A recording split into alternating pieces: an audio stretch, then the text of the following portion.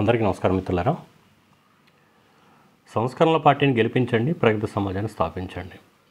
ఇది మా సంస్కరణ పార్టీ ఎన్నికల నినాదం.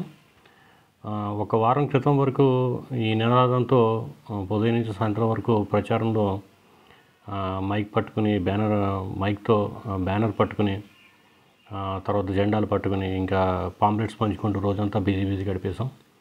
ఇంకా ఆ వీక్ ఈ లాస్ట్ వీక్ ఇంకో ముందు వీక్ ఒక వీక్ ముందుకు తీసుకున్నట్టయితే అప్పుడు మన మిత్రుల్ని నామినేషన్కి రెడీ చేయడంలో బిజీగా గడిపేశాం.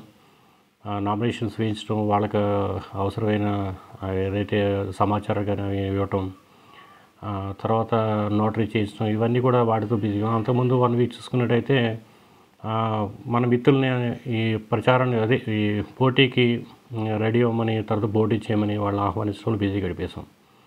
ఇంకా ఈ ప్రయాణం తీసుకున్నట్టయితే, ఎన్నికల ప్రయాణం తీసుకున్నట్టయితే సంస్కరణ పార్టీ ఏమి సాధించింది అంటే ఆ విషయం పక్కన పెడితే ఇది ఎంతో కొంతవరకు ప్రజల్లోకి వెళ్ళింది, ఎన్నో కొన్ని ఓట్లు సాధించిందని మాత్రం తప్పనిసరిగా చెప్పచ్చు.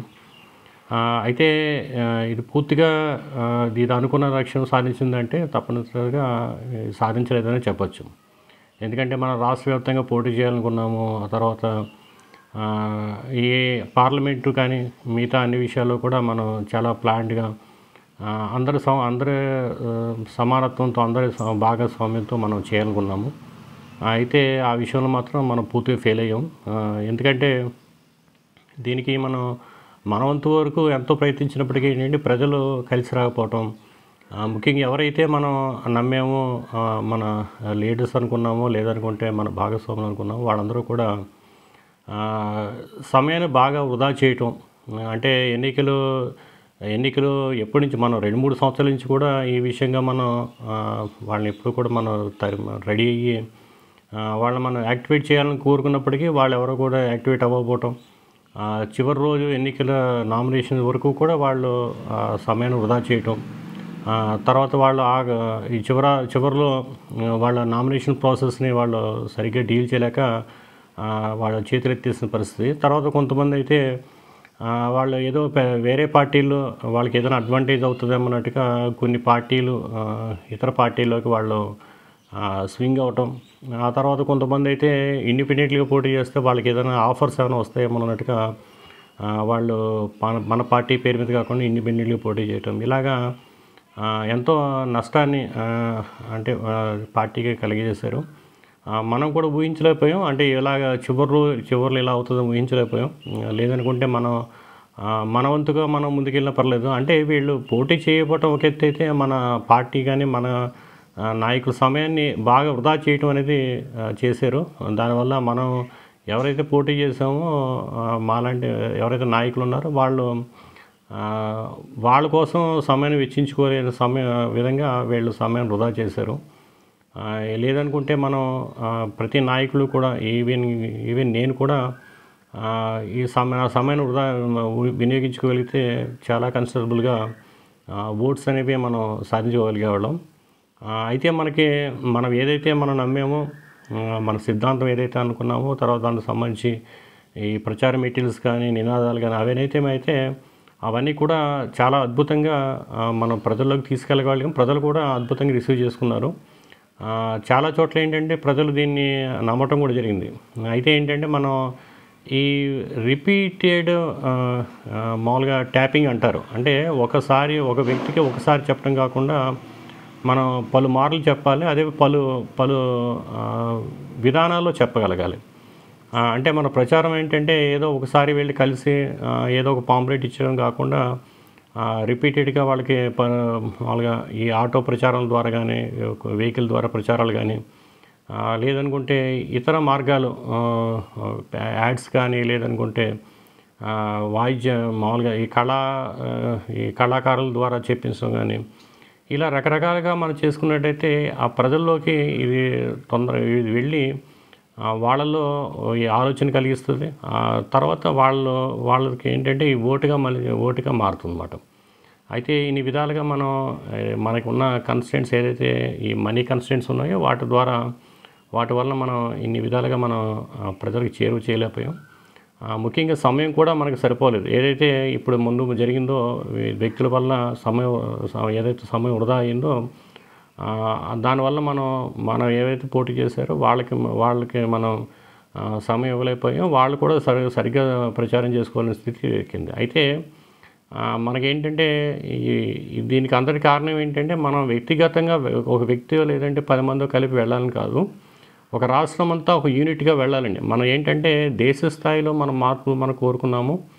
ఏదో ఒక ఎమ్మెల్యే అవ్వటం, ఎంపీ అవ్వటం, లేదనుకుంటే ఒక ముఖ్యమంత్రి అవ్వటం కాకుండా లేదంటే ముఖ్యంగా ఏంటంటే మంచి మార్పులు అది కూడా ఏంటంటే దేశం అంతా జరగాలని మనం కోరుకోవటం వల్ల రాష్ట్రాన్ని ఒక యూనిట్గా మనం తీసుకున్నాం.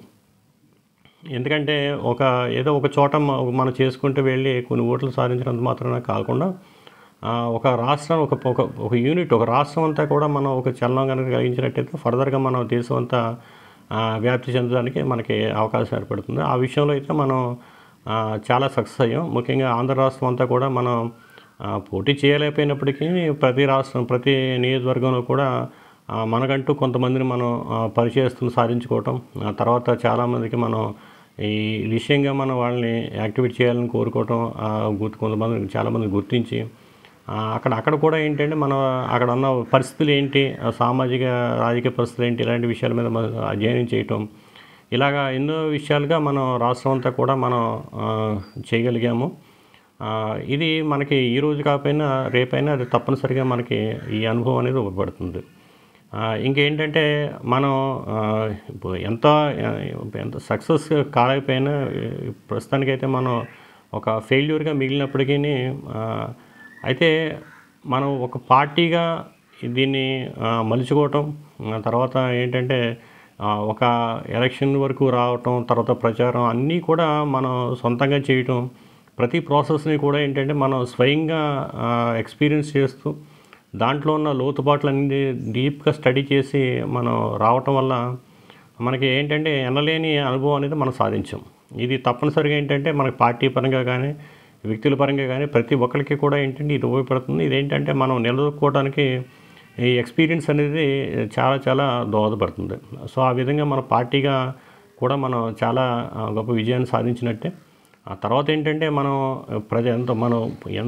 రాష్ట్ర వ్యాప్తంగా ఒక ఉధృత స్థాయిలో వెళ్ళలేకపోయినా రాష్ట్ర వ్యాప్తంగా ఎంతో కొంతమందికి మన పరిచయం అవ్వటం, ఆ తర్వాత ఏంటంటే మనకు కూడా ఒక పార్టీగా లేదనుకుంటే ఒక ఇన్నోవేటివ్ లేదా ఉద్యమ సంస్థగా మనకి ఒక వాయిస్ అంటే మన వాయిస్కి కూడా ఒక గుర్తింపు అనేది మనం సాధించగలిగాం. ఇదేంటంటే ఇదంతా కూడా భవిష్యత్తులో మనం ఏదైనా అంశాలు తీసుకుని మనం ఏదైనా మాట్లాడినప్పుడు లేదనుకుంటే పలానా మార్పు కోసం మనం గళమెత్తినప్పుడు ఇది తప్పనిసరిగా ఇది ఒక అటెన్షన్ అనేది తీసుకోవటం, ఒక సీరియస్నెస్ అనేది పొందటం, ఎంతో ఆ మార్పులు అమలు కోసం ఎంతో కొంత అదేంటంటే చలనం కలిగించడం, లేదనుకుంటే ఏదైతే ఎక్కడైతే అది జరగాల్సి ఉందో అక్కడ దాని ప్రభావం అనేది పొందటం అనేది తప్పనిసరి జరుగుతుంది. సో ఈ రకంగా మనం ఎన్నో అంటే వందల వేల అడుగులు వేయాల్సింది మనం వేయలేకపోయినప్పటికీ ఒక పార్టీగా మనం ఏంటంటే ఒక స్థాయి వరకు అంటే స్టేటస్ ఒక విషయాన్ని చెప్పగలిగే స్థాయి వరకు, పోటీ చేయగలిగే స్థాయి వరకు, ఒక విషయాన్ని చెప్పగలిగే స్థాయి వరకు మనం చేరాము. ఇదంతా కూడా మనకి విజయమే. తప్పనిసరిగా భవిష్యత్తులో మనం దీన్ని ఇంకా సీరియస్గా ముందుకు తీసుకెళ్దాం. ఇప్పుడు ఏంటంటే ఉన్న వ్యక్తులు ఎవరైతే అభిమానులు ఉన్నారో వాళ్ళందరూ కూడా వాళ్ళ సాయాన్ని మనం మర్చిపోలేము. వాళ్ళ మనకు వాళ్ళ తోడుతో మనం ఏదైతే కార్యక్రమాలు తప్పనిసరి చేయొచ్చు. ఇది ప్రజాస్వామ్యంలో నిజం అనేది ముఖ్యం, కానీ భూమి మీద నిజం అనేది ముఖ్యం, అంతేగాని ఎంతమంది ఉన్నామన్నది కాదు. అంటే మనం చెప్పేది దాంట్లో నిజం ఉంటే కనుక మనం ఒక్కడు చెప్పినా అది ప్రపంచం అంతా కూడా దాన్ని ఒప్పుకోవాల్సిందే, అది జరిగి తీరుతుంది. అబద్ధం అనేది ఏంటంటే ప్రపంచం అంతా చెప్పినా అబద్ధమే, నిజం ఒకటి చెప్పినా నిజం అనేది నిజమే.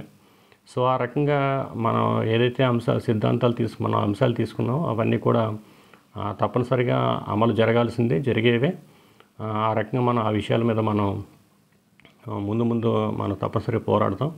అదేవిధంగా భవిష్యత్తులో మిగతా వాళ్ళందరినీ కూడా మనం గ్యాదర్ చేయగలుగుతామని, వాళ్ళు కూడా మన వైపు తప్పనిసరిగా దృష్టి సారిస్తారని ఆశిస్తున్నాను. ఇంకా రేపు మరొక వీడియోతో మళ్ళీ కలుసుకుందాం. ధన్యవాదాలు.